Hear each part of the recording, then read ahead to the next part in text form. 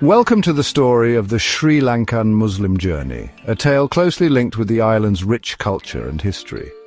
Sri Lanka, an island in the Indian Ocean, is known for its beautiful landscapes and lively traditions. Surrounded by blue waters and full of sea life, Sri Lanka's coast goes on for miles, offering amazing views and clean beaches. The island has green forests and cool highlands. From the central highlands with tea plantations to the coastal areas with coconut trees, the natural beauty is stunning. Sri Lanka has a long history that goes back thousands of years. Ancient ruins and historical sites are found all over the island, telling stories of old civilizations and empires. Over the years, many different groups of people have lived here. This includes the Sinhalese, Tamils, Christians, Muslims, and other ethnic groups, each bringing their own traditions and customs. Together, they create the fabric of Sri Lankan life. The mix of different cultures and traditions makes a unique and peaceful society, making Sri Lanka a truly special place. In the 7th century, Arab traders came to Sri Lanka. They sailed across the Indian Ocean, attracted by the island's location and resources. They brought ships full of exotic goods, spices and textiles, ready to trade and make new connections. These traders brought their goods and their religion, Islam. They introduced new items and ideas, creating a lively exchange of culture and knowledge. Their faith started to spread as they interacted with the locals. They settled along the coast, setting up trading posts. These posts became busy places where merchants from different lands would meet, trade and share stories. The Muslims lived peacefully with the local people. They shared their knowledge, skills and traditions, adding to the island's social fabric. Their presence was marked by mutual respect and cooperation. They married into Sinhalese and Tamil communities. These marriages strengthened the bonds between different groups, creating a sense of unity and shared identity. This led to a blending of cultures. The mix of Islamic and local traditions created a unique cultural tapestry, enriching the island's heritage and leaving a lasting legacy that continues to be felt today. Muslim traders became key to Sri Lanka's economy. They traded spices, gems and cloth across the Indian Ocean. These traders linked Sri Lanka to the world. The Muslims built mosques in their new home.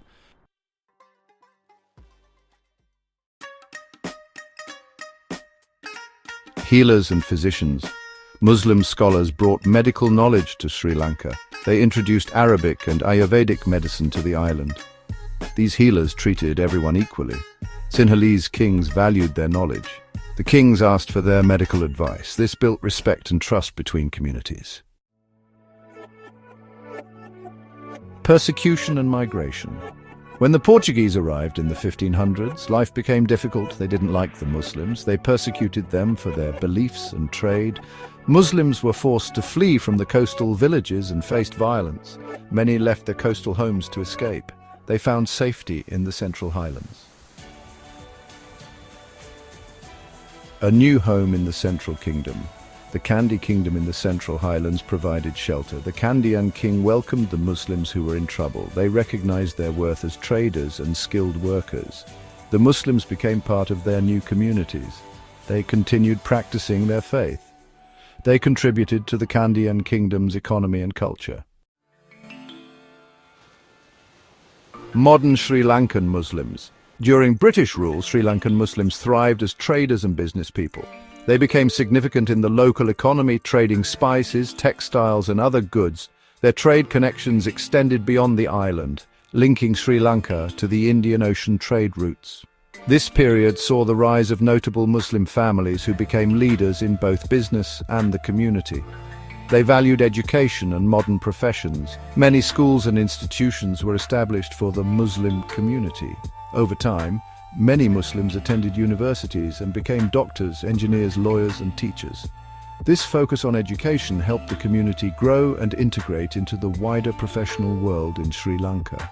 They participated in the country's fight for independence. Muslim leaders and activists collaborated with other groups to seek freedom from British rule.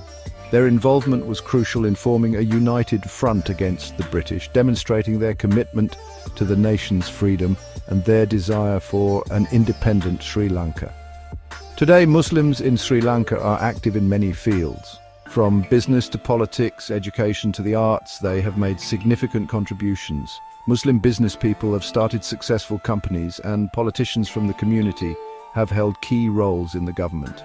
Their presence is felt in all parts of Sri Lankan society, showcasing their ability to adapt and thrive. They maintain their Islamic heritage while embracing Sri Lankan traditions. Mosques are not just for prayers, but also serve as community centers for social and cultural activities. Festivals like Eid are celebrated with group prayers, feasts and charity, while also incorporating local customs. This blend of religious and cultural practices demonstrates their ability to preserve their identity while being part of the larger Sri Lankan society. Their journey illustrates the human spirit's ability to adapt and thrive. Despite challenges and changes over the centuries, Sri Lankan Muslims have remained true to their faith and committed to their country. Their story is one of perseverance, adaptability, and a deep connection to both their heritage and their homeland.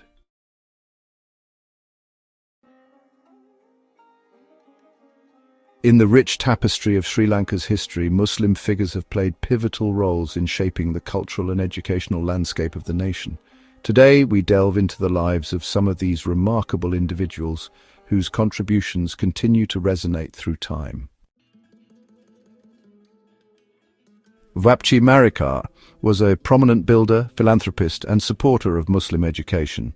His notable contributions include building many significant structures in Colombo, such as the General Post Office, Colombo Museum Customs Building, Old Town Hall in Petta, famous Red Mosque in Colombo, and others.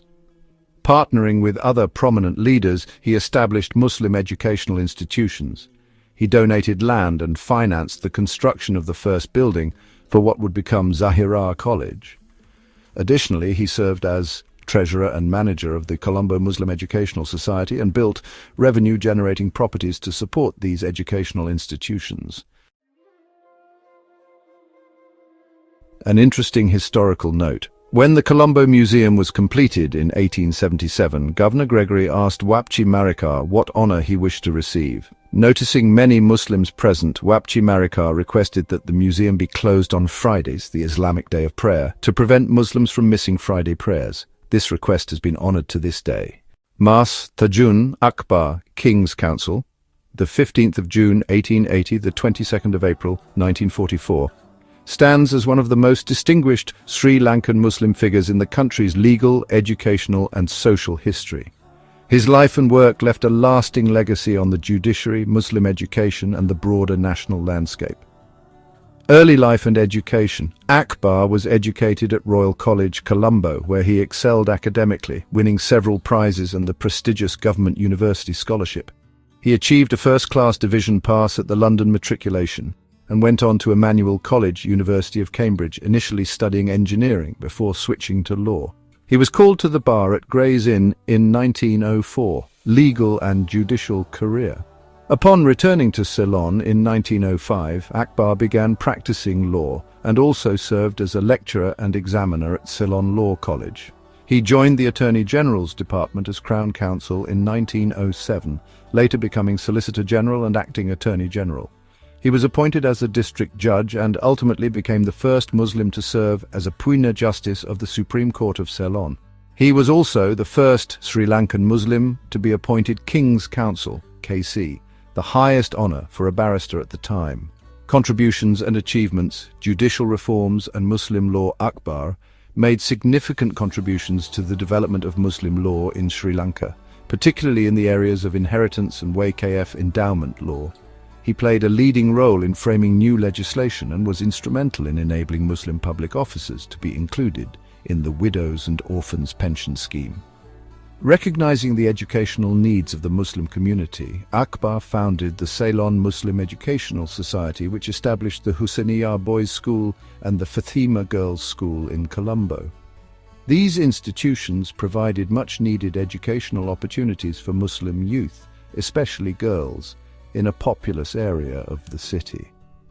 As chairman of the University Commission, Akbar was pivotal in shaping higher education in Sri Lanka. His recommendations led to the establishment of a unitary residential university in the Dumbara Valley near Kandy, which would later become the University of Peradeniya. He successfully navigated strong opposition in the Legislative Council to see these recommendations adopted. First Muslim Supreme Court Justice and King's Council. Akbar's appointment as the first Muslim Puisne Justice of the Supreme Court and as King's Counsel were historic milestones for the Muslim community in Sri Lanka. His legacy is honoured through the naming of Akbar Hall at the University of Peradeniya and Justice Akbar Mawatha, a street in Colombo. MC Siti Lebbe. An erudite lawyer, educator and journalist, Siti Lebbe is widely regarded as the father of the Muslim Renaissance in Sri Lanka.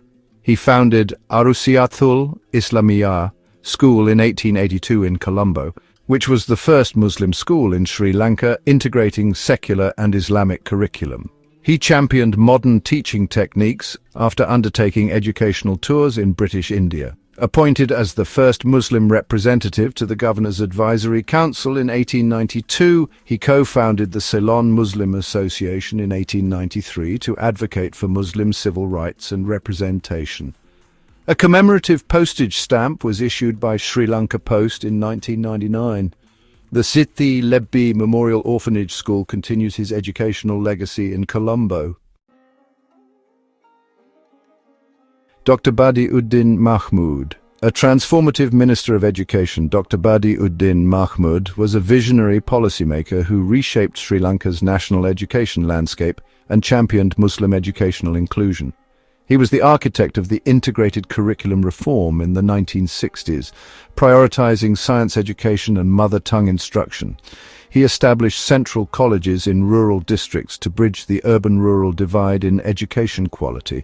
He also pioneered the integration of madrasas into the national system by implementing standardized Arabic syllabi and teacher training programs. Dr. Mahmud chaired the Education Commission of the Organization of Islamic Cooperation in 1972, strengthening ties with the Muslim world.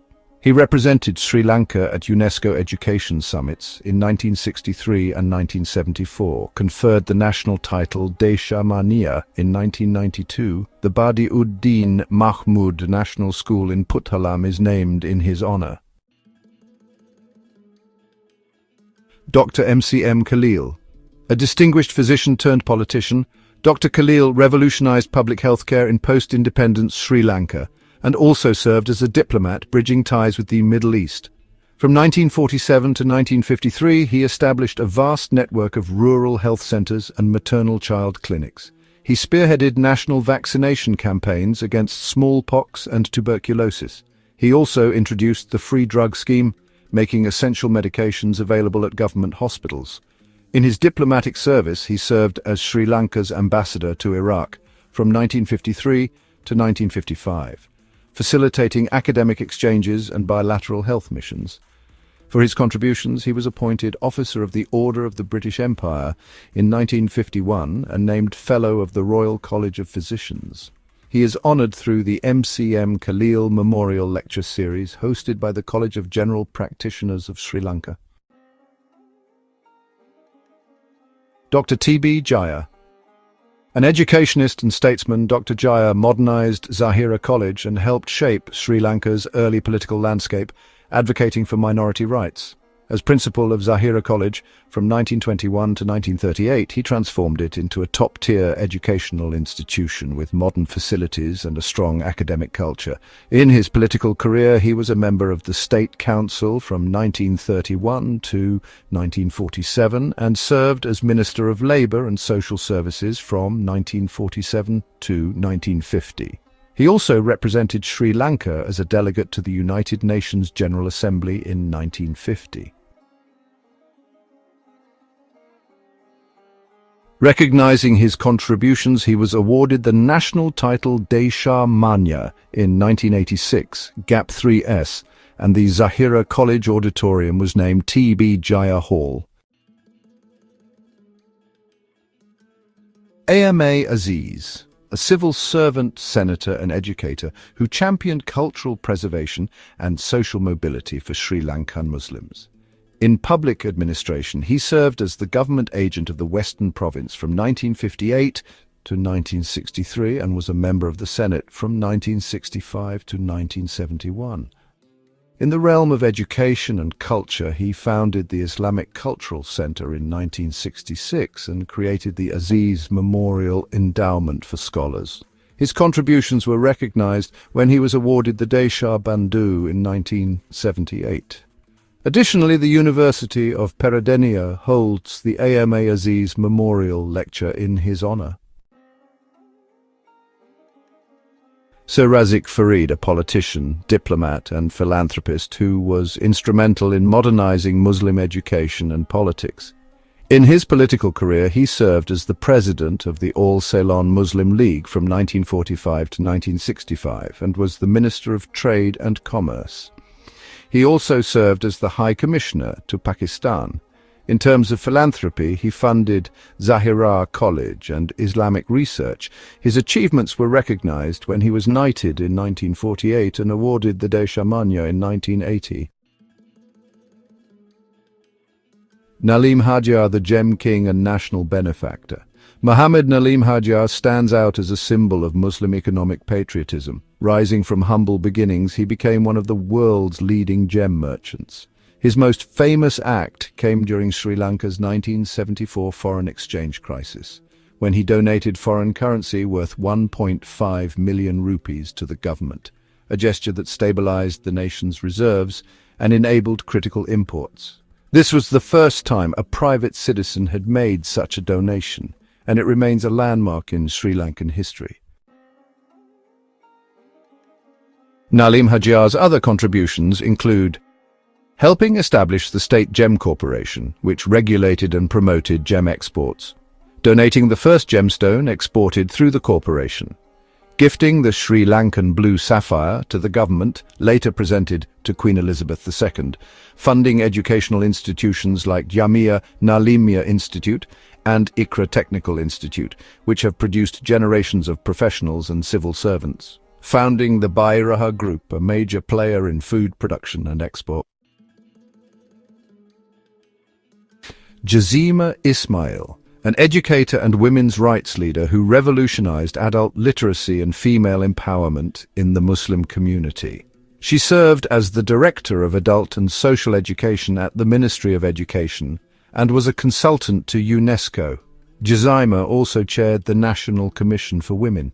Her work earned her the UNESCO Confucius Prize and the title of Desha Manya.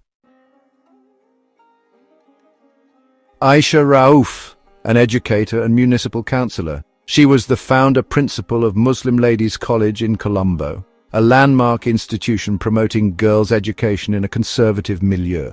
As the first Muslim woman municipal councillor, she advocated for policies supporting women's rights and education at the municipal level.